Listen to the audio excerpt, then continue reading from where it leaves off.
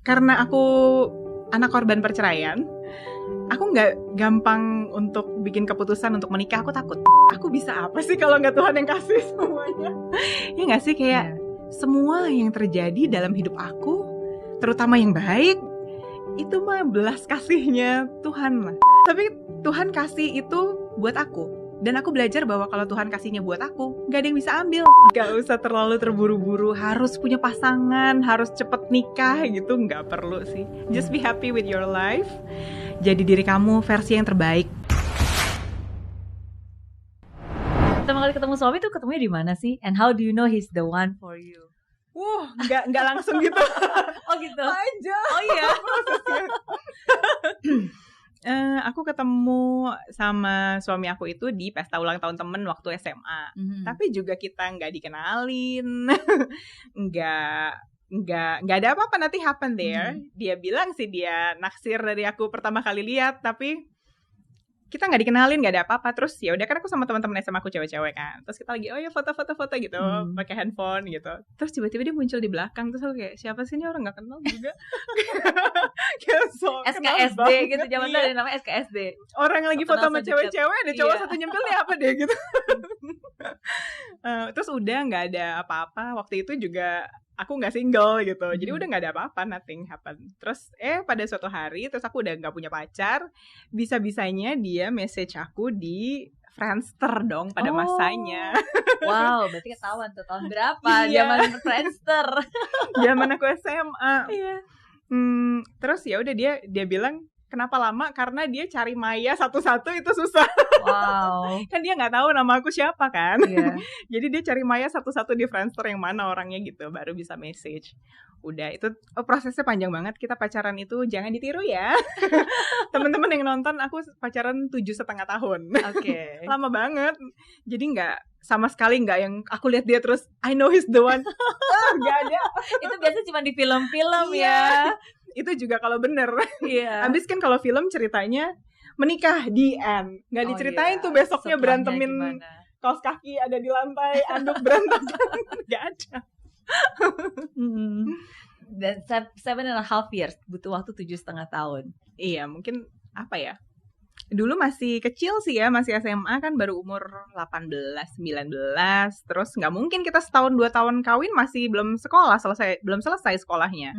Habis itu kuliah dulu kan, kuliah selesai, kerja gitu. Terus baru lama-lama, udah lama ya gitu. Udah mau tua nih gitu. Baru sadar, nggak berasa karena sambil hidup kan. But how do you know he's the one? Itu juga nggak gampang buat aku. Karena aku anak korban perceraian, aku nggak gampang untuk bikin keputusan untuk menikah. Aku takut. Aku baru yakin setelah ikut kelas. Jadi aku perlu guidance, ini bener apa enggak ya gitu. Ini bukan sih keputusan yang harus aku ambil, karena ini keputusan ini terbesar buat aku di hidup. Iya nggak sih, kalau misalkan, gimana ya, kita kerja beberapa jam, pulang kan ketemu dia. Atau kita ngapain lah di luar rumah beberapa jam, pulang ketemu dia. Jadi menurut aku pernikahan itu terbesar dalam hidup, porsinya gitu. Kalau ini salah, pasti akan mempengaruhi segala sesuatu hal di aspek-aspek lain gitu. Sama kayak kalau kita kerja sama bos, pernah lihat nggak bosnya berantem sama istrinya, dia marah-marah di kantor gitu. Nah, segede itu efeknya gitu kan. Jadi jangan sampai salah nih. Nah, setelah aku ikut kelas premarital, kan dicek-cek kan, kayak apakah dia dewasa misalnya, apakah dia komitmennya cukup bagus atau enggak, dia punya komitmen atau enggak, dia cukup dewasa atau enggak, bisa diajak komunikasi atau enggak. Jadi semua yang penting ini pas. Cek, semuanya udah cek, bisa nih berarti. Jadi kayak, iya ya, dari kelas itu baru aku menyadari bahwa ini ini bener nih, pilihan gue bener kok, ini bener kok gitu. Kalau sebelumnya aku kayak, aduh takut salah, ini bener apa enggak, nggak tahu gitu. Kan nggak pernah menikah sebelumnya, nggak tahu apa yang penting apa gitu. Yang kita lihat di TV-TV, di film-film, di cerita-cerita, sama sekali tidak membantu. Iya, itu kan gambaran yang memang sesuai dengan yang memang mereka tonjolkan kan. Jadi aku yakin setelah aku ikut kelas premarital, diingetin apa yang penting untuk aku lihat dalam pernikahan? Apa yang penting untuk aku perhatiin dari pasangan kamu sebelum kamu pilih jadi pasangan gitu. Dari situ, oke, kekurangannya ini, kelebihannya ini, gue bisa terima atau enggak ya? Gue mau ambil nggak ya paketnya? Karena kita semua pasti kan nggak sempurna. Kita ada kekurangannya, ada kelebihannya. Satu paket gitu.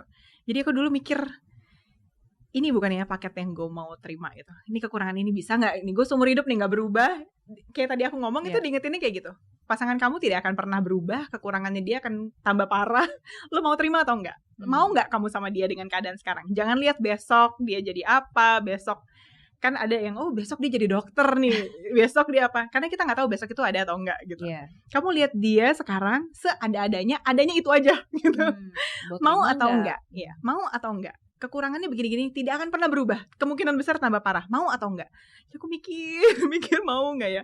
Gue bisa terima ini apa enggak ya? Gue mau apa enggak ya gitu. Terus udah pikir dengan semua faktor. Ya udah, aku terima semua. Tapi itu bantu aku karena aku udah pikir. Kekurangannya ini yang akan aku hadapi seumur hidup, harus gue tolerir ini. Jadi begitu jalan, waktu itu nggak enak rasanya untuk dijalanin. Aku bisa bilang ke diri aku sendiri, dari dulu aku udah tahu dan aku ambil keputusan bahwa aku mau terima itu. So I'm doing my own consequences gitu. I'm being responsible of my choice, of my decision and choices. Tapi sangat berbeda kalau waktu pacaran nggak dipikirin. Belum sempat mikir, terus wah kok ini begini, kok itu begitu gitu. Padahal biasanya dari dulu juga orangnya pasti begitu. Tapi dulu merem. Walau udah dikasih tahu tapi memutuskan untuk tidak ngomelek gitu ya. Nah tapi mungkin dari tadi karena gara-gara ngomongin tentang premarital courses kelas pernikahan ini jadi pada penasaran nih kayaknya mau ikut kelas pernikahan di mana pada pengen ikut. Nggak ada, itu dia. Kelas pranikah aku itu khusus jemaat di gereja. Otomatis kalau bukan jemaat nggak bisa ikut gitu, nggak bisa ambil. Walaupun agamanya sama pun tidak bisa ambil kalau bukan jemaat gitu. Ya mungkin aku harus bikin yang untuk umum gitu ya. Untuk umum ya, sehingga semua ilmu-ilmunya supaya semua orang bisa dapat informasinya. Bisa dibagikan dan di-share-kan. Tapi that's exactly what you do every day juga sih. Kan dengan posting-postingan Maya juga di sosial media. Iya sih kayaknya gitu. Iya. Oke. Apa harapan untuk membesarkan anak? Karena kan sometimes kadang-kadang dua parents punya antara suami dan istri kan juga pasti mungkin punya cara yang berbeda. Apa ya? Kita paling mau anaknya happy, satu. Kita nggak jadi orang tua yang harus juara kelas, harus bisa ini. Kita juga nggak mau jadi orang tua yang insecure. Anaknya si ini bisa begini, kamu harus bisa begitu juga gitu. Kita nggak, kita lebih santai kayak ya udah kamu sukanya apa, ya udah nggak apa-apa gitu. Ini kamu nggak bisa ini, nggak apa-apa. Emang nggak semua hal kita harus bisa gitu. Malah kayak suami aku ya, kalau ambil rapot, dia lihat tuh yang bagus dulu loh. Aku mah lihatnya cari apa yang jelek nih, yang harus diperbaikin gitu kan.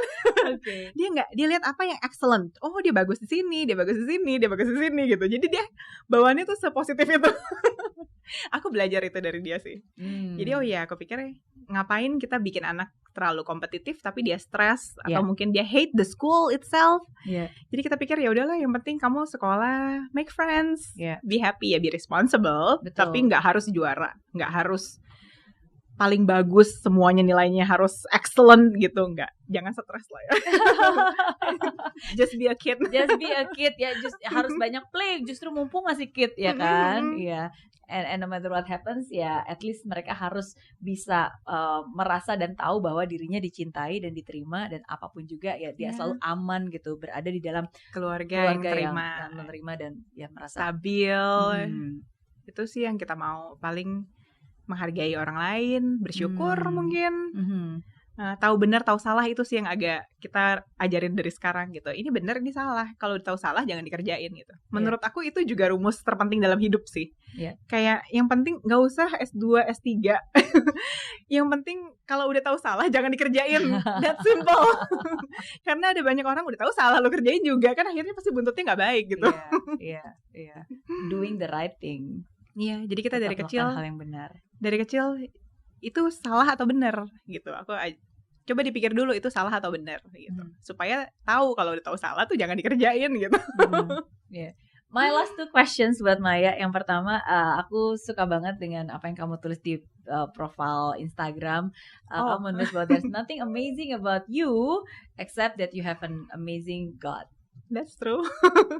Kayak orang bilang kayak, Kak, ini pasti pinter banget ya, apa hebat banget ya, atau dapat informasinya dari mana nih, pasti pernikahannya sempurna banget. Enggak, I'm just the messenger. Kalau kamu suka apa yang aku kerjain, itu aku tuh cuma passing on the blessings gitu loh. Ini bukan pinter-pinternya aku, semua ini bukan hebat-hebatnya aku dapat informasi ini membantu aku sebarin lagi gitu. Yang pinter bukan aku, yang hebat juga bukan aku, yang hebat tuh Tuhan ya. What is the most amazing things that God ever give or done to you yang mungkin sangat diingat? Semua lah ya. Aku bisa apa sih kalau nggak Tuhan yang kasih semuanya? Ya nggak sih, kayak semua yang terjadi dalam hidup aku, terutama yang baik, itu mah belas kasihnya Tuhan lah. Kayak ini semua yang kamu bisa lihat ada di aku itu God's favor. Aku gak bisa usaha aku sendiri nih. Deket sini juga nggak nyampe. Nggak nyampe, semuanya Tuhan yang kasih. Kalau there's nothing amazing about me. Kalau kamu suka apa yang aku kerjain, you must love my God. Karena semuanya dari Dia asalnya. Dan itulah yang mungkin aku sampai speechless karena sometimes kadang-kadang kita berpikir bahwa kita yang hebat dan kita bisa mencapai banyak hal, tapi to be honest ya it's really by the grace of God kan, maksudnya kemurahan hati Tuhan. Karena kadang-kadang kalau kita melook back lagi dan melihat ternyata Tuhan bisa ngasih ini ke dalam hidup saya gitu. Siapakah saya gitu kan? Kalau aku mau tarik balik ya, waktu aku dapat ini talk show, aku itu udah punya anak 6 bulan. Which is saat itu aku ngerasa, aduh kalau udah nikah mah karir gue selesai ya gitu. Karena ya udah nikah, udah jadi, apalagi udah punya anak, rasanya udah kayak jadi emak-emak gitu.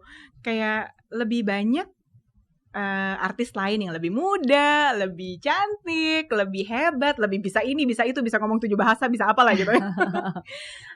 Gue bisa apa sih ya? Tapi Tuhan kasih itu buat aku. Dan aku belajar bahwa kalau Tuhan kasihnya buat aku, gak ada yang bisa ambil. Gak ada yang bisa ambil. Yang lebih hebat dari aku banyak gak? Banyak. Yang lebih cantik dari aku banyak banget. Yang lebih pinter, lebih muda, lebih apapun lah itu, banyak banget. Tapi kalau Tuhan kasih itu buat aku, ya itu punya aku. Jadi see, it's God's favor. It's God's favor. Sangat gak masuk akal buat aku, karir aku sendiri gitu. Udah punya anak malah baru di acaranya dapat yang lebih dikenal orang gitu. Kan biasanya yang meledak yang muda-muda dong. Iya gak sih? Iya. Dan semoga message ini bisa menguatkan siapapun juga yang menonton ya, bahwa apapun itu ya kamu gak perlu khawatir. Ya don't worry about everything, kan just pray about everything and thank God for what yang sudah Dia berikan dalam hidup kamu. Tuhan tuh punya koneksi kemana aja. Dia punya semua pintu kalau Dia mau buka ya. Kalau kita pantas terimanya, semuanya bisa gitu. Jadi kadangnya aku sangat belajar bahwa aku tahu semua ini dari mana berasal. Jadi aku usaha hidupnya itu nyenangin hatinya Tuhan. Kan ada orang yang ngedeketin bosnya, ngedeketin si ini, si itu, sikut kanan, sikut kiri, ngejatuhin siapa-siapa biar kita dapat di posisi tertentu gitu. Buat aku tahu ini semua dari mana. Aku nggak perlu sikut-sikutan sama orang, aku nggak perlu jatuhin orang lain, aku nggak perlu nyakitin orang lain, atau aku nggak perlu juga jadi penjilat ke orang-orang yang bisa bukain pintu, karena yang bukain pintu aku tuh Tuhan semua. Nggak ada poin untuk aku ngelakuin hal-hal buruk ke manusia lainnya gitu. Cukup menyenangkan hati Tuhan. Yes. Simple. Okay. Tapi nggak mudah ya, karena kan juga manusia. Yeah. Okay, and last questions. Berarti pesan dari Maya untuk semua orang yang mungkin saat ini lagi nonton nih, mungkin either lagi jomblo, atau mungkin pernah patah hati, atau mungkin having not so good relationship atau not so good experience. Mungkin banyak dari mereka, oh iya nih bener nih, saya selama ini merem nih, gak pernah melek gitu kan. So apa nih message yang bisa dikasih ke mereka supaya mereka juga bisa bisa bahagia. Gak usah terlalu terburu-buru harus punya pasangan, harus cepet nikah gitu, gak perlu sih. Just be happy with your life. Jadi diri kamu versi yang terbaik. Kejar mimpi yang kamu punya. Apa yang mau dicapai dalam hidup gitu. Sibuk aja ke situ dulu. Nanti waktu kita lagi jalan ke arah sana tuh, kita lihat kanan kiri, ada orang yang lagi jalannya searah nih sama kita gitu. Nah, kalau cocok, nah itu dia. Itu dia. Iya. Jadi nggak usah dipaksain, oh harus cari ketemu siapa ya apa-apa gitu, karena nggak bisa dipaksain sih. Tapi waktu kita bahagia sama hidup kita sendiri, dan kalau kita kejar mimpi kita dan itu tercapai gitu kan, kita fulfilled kan, kita happy kan, kita narik orang-orang dengan kualitas yang sama. Oh iya, setuju. Iya nggak sih? Setuju. Kita narik orang-orang dengan vibe yang sama. Nah dari situlah kita harus cari pasangannya gitu. Tengok kanan kiri ada yang sarah nggak nih sama kita? Karena kalau jalan yang nggak sarah juga nggak bisa kan. Setuju. Banyak orang berpikir dia harus menemukan pasangan dulu baru bisa bahagia, padahal sebenarnya dia harus bahagia dulu baru dia bisa dan menemukan cari orang pasangan yang tepat, yang bahagia juga sama hidupnya. Baru kalian berdua bisa bahagia bersama. Iya nggak sih? Kalau kita nggak bahagia, kita punya pacar pun kita nggak akan pernah bahagia juga. Setuju. Malah kita jadi membebankan kebahagiaan kita ke pasangan. Harusnya dia beginiin gue, harusnya dia perlakuin aku seperti ini, seperti itu.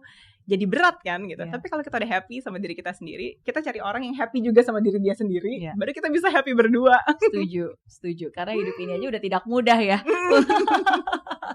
Oke, so thank you sekali lagi buat Maya udah berbagi banyak hal ya, dan apalagi tadi udah langsung dikasih hadiah. Aku juga punya hadiah spesial buat Maya. Ini dia. Karena hari ini kita berbicara tentang cinta and relationship, so this is for you. Dari Liana, Little Book of Love. Thank you. Wow, Little Book of Love. Ini terbaru, baru fresh, belum dirilis. So you're one of the first few who got it. Semoga bisa bermanfaat. Dan semoga bisa berguna. Thank you. Iya, ditunggu nih. Soalnya Maya Septa harus bikin buku juga. Pasti udah banyak deh yang minta. Bener nggak? Iya, tapi aku bingung mau nulis apa.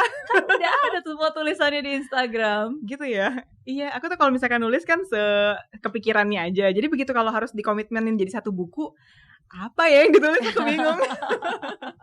Oke. Iya, pasti aku percaya suatu saat nanti pasti akan ada buku dari Maya Septa. Doain ya. Amin. Thank you sekali lagi buat semuanya, sukses juga buat kalian semua yang penasaran juga pengen bisa ke Instagramnya Mbak Maya. Ada di Instagram @mayasepta_couture. Tulisannya kayak gini. Maya Septa Couture tulisannya. Yes, oke. Dan ke YouTube ada YouTube? Aku gak ada YouTube. Oke, langsung aja ke Instagramnya aja, dan di situ bisa dapetin banyak banget insight dan juga pembelajaran yang berharga. Thank you. Sama-sama. So thank you sekali lagi, dan saya percaya setiap orang punya cerita, dan setiap cerita pasti selalu membawa pelajaran berharga. Semoga cerita dari Maya Septa hari ini bisa membawa pelajaran berharga buat kalian semua. Apapun yang terjadi, tetap semangat, fight till the end, and never give up. Bye-bye.